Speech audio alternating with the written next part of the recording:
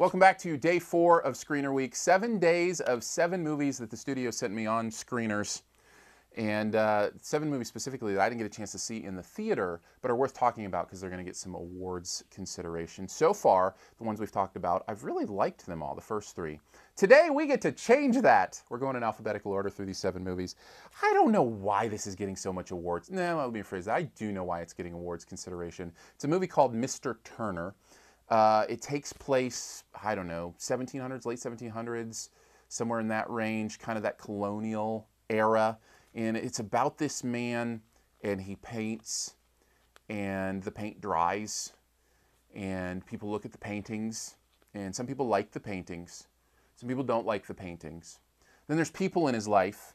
Some people like him, some people don't like him.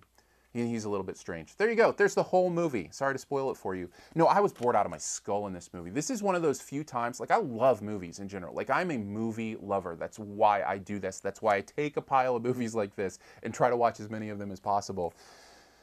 It takes a lot for me to want to turn a movie off. And I wanted to be done with this about halfway through. I just didn't understand why it was important. I didn't understand why this person's story was valuable. I can tell you, I think why it's getting awards consideration is the performance. I'm going to try to go off the top of my head. I'll tell you what, I'll put up the text if I'm wrong here. I'm thinking Tom Hooper's the guy's name. I'll put the actual name up here because I don't know it off the top of my head.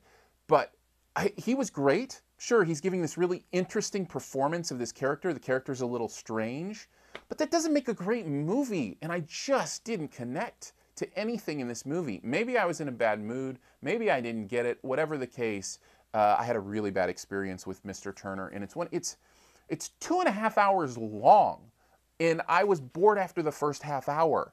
So very few movies for me are torture. This one kind of turned into that a little bit. I apologize. I mean, I know there's people who love this movie and think that it's great and think that it should be nominated for awards, and it probably will be.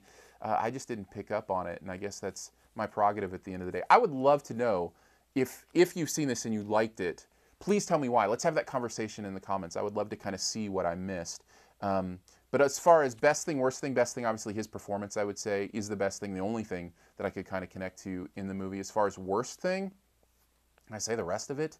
That's probably a little too sarcastic. I'd say the boredom. Just trying to slog through what I felt was an uninteresting life. Literally like watching paint dry. Literally. So that would be the worst thing. Overall, I'd give it a D-. I really didn't like it that much. So it's nice to have one in the 7 days of screeners that I didn't connect to. I think the rest of them I kind of like too. So not to spoil the rest of the week or anything. So we've got 3 more to go, and then we'll do the top 15 movies of the year video, and of course we'll also link to the top 41 movies of the year. Those are my favorite 41. Top, best, those are words I try to stay away from. They're just the common words. Favorite is what it is. They're my favorite movies of the year, which we'll release here at the end of Screener Week and in conjunction with the Critics' Choice Awards, which, by the way, I haven't mentioned this yet. I should mention it every video. They're on A&E. They are live on the Arts and Entertainment Network. So who knows? Maybe you'll see me there in the crowd and I'll wave to you or something.